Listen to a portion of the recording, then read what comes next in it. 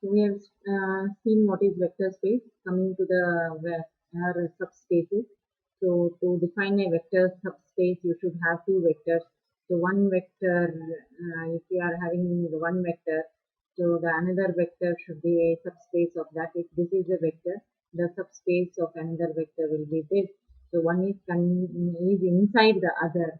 So the phrase subspace V defines the larger subspace. If this I can call it as a V, and this as a subspace H. So you can have, so H is inside the vector V. So automatically you can see V is the larger space, and H is the subspace, which is smaller compared to V. Next is one subspace is defined by three properties. So you can see if I am calling H as a subset or a subspace then of V, then it should be satisfied with the three properties. And the three properties are the zero vector of V is in H. The zero vector should be present both in V and H. So this will help us to find out that is H is embodied in V. So H is closed under the vector addition. If H is closed under the vector addition, that is for each U and V in H, the sum of U plus V is in also H. This is same as the vector axiom.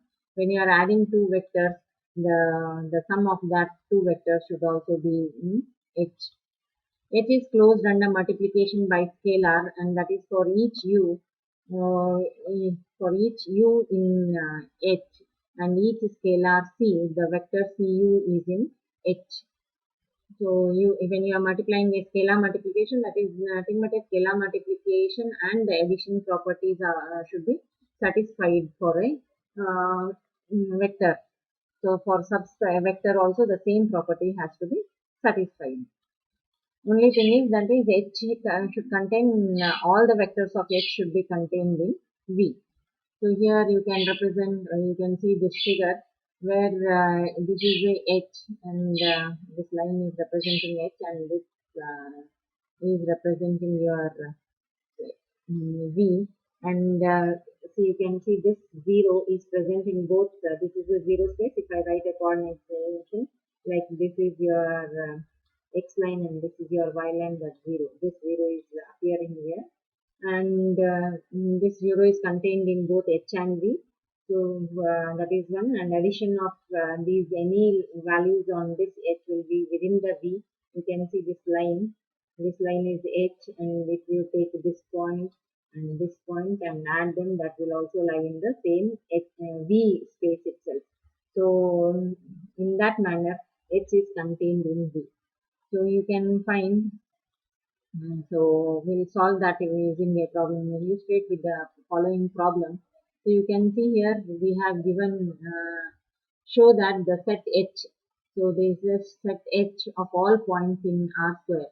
So H is a set where it is having all the points in R square, that is two-dimension space, and of the form, it is of the form 3s minus 2s plus 5 5s. It is not a vector space by showing that it is not closed under the scalar multiplication. You are to show that just it is not a vector space. So here just I will take one U because H is a subset and it is of the form 3s minus 2 plus 5s. I'll say take any U and say H is a subset of that, and just check the property. If I say C is equals to, if this is U equals to C 3 plus C. If this is your U and U equals to 3 and 7 are this is a single column vector, and I'll take a scalar value C equals to 2, and if I multiply C into U, I'll be getting it as 6 and 14. And if I'm not taking C, I'm taking C not equals to 1. Why? Because C equals to 1, it leads to the same vector U. So I'm taking C equals to 2, or you can even take for 3, 4, anything. So here if I'm taking C equals to 2 and multiplying, because we are checking it for the scalar multiplication. So if I multiply with C as 2 and multiply with U, I'll be getting 6 and 14. So you can see here, You have to show that this 6 and 14 are not of the form where h is of the form 3s and 2 plus 5s. So if I substitute 3s equals to 6, the first equation tells you that 3s is equals to 6, and 3s equals to 6 means s is equals to 2. The first 3s equals to 6. So automatically s equals to 2. And from the second I'll be getting it as 2 plus 5s equals to 14. So 5s equals to 14 minus 2, that is 12. So s is equals to 12 by 5. So you are telling that s is equals to 2, and also you are telling that s is equals to 12 by 5. So you don't have a solution. So you can say h is not present in 2 times of u. That is, h may be present in u, but it is not present in 2 times of u. So h is not a vector space.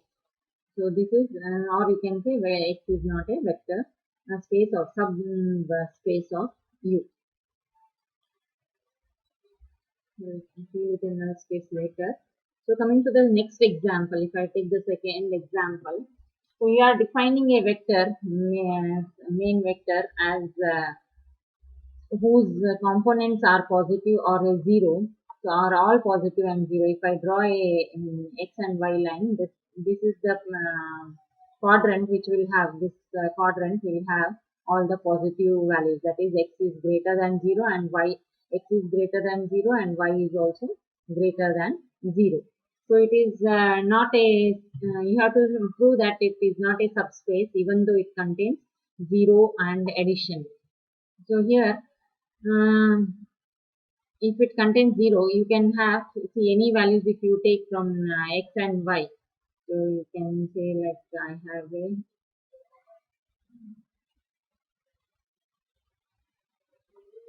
this is your y quadrant and this is your x quadrant.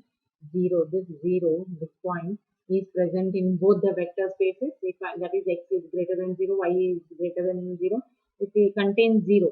But when I add these values, so any values if I add, it should be also in the subset.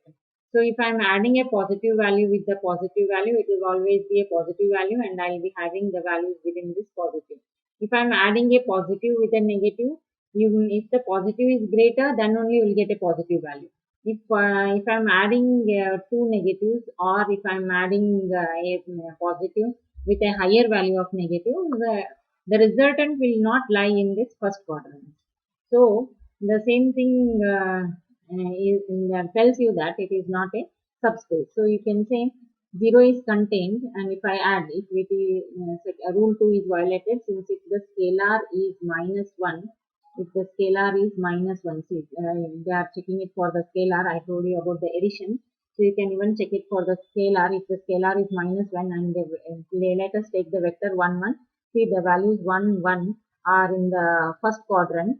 That is, both are positives. If I multiply minus 1 with this, I'll be getting it as minus 1, minus 1. And see, does this lie in the first quadrant? No, it doesn't lie in the first quadrant. It lies in the third quadrant, and hence your definition of subspace is not satisfied. So even if it contains 0 vector, it may not be in the subspace, or it may not define it as a vector. So you'll have to check for the results. So what is next, coming to the column space of V. So what is column space of V? It's just the columns of a matrix. When you represent a matrix, all the column values of a matrix, you can consider it as a simultaneous equation. You are having m simultaneous equations, and you are having that is two number of unknowns. So that time is, that is, x and y be the unknowns, and you have having three equations. You can represent all that coefficients of the polynomials in terms of a matrix. So you'll have m equals to 3 and n equals to 2. So next is if I'm combining. So here you can take the example you are having. So you are having a it represents the coefficients are 1, 0, 5, 4 for the second equation, and third equation 2, 4, and you are the unknowns we are representing in u and v. U is a vector that is represented by the first column, and v is a vector that is represented by the second column. So these are the coefficients of v, and it should be equal to your constants v1, v2, and v3.